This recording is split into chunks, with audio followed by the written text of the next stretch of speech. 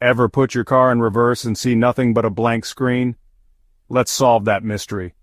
First things first. Turn off your car and disconnect the battery. Safety first, folks. Now let's check the most common culprit, the camera lens. Sometimes it's just dirty. Give it a good clean and see if that fixes the issue.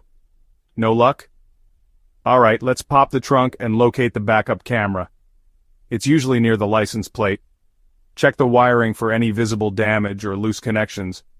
If you spot something, reconnect or replace it. Still nothing? It might be a blown fuse. Find the fuse box, usually under the dashboard or in the engine compartment. Look for the fuse labeled backup camera and see if it's blown. If it is, replace it with a new one of the same rating. If your camera still isn't working, it might be a software issue. Check your car's infotainment system for any firmware updates and install them. Finally, if none of these steps work, it's time to consult a professional. Sometimes the camera itself might be faulty and need replacing. And there you have it. A step-by-step guide to troubleshooting your Chevy Equinox backup camera. Give these steps a try before heading to the shop. You might save yourself some time and money.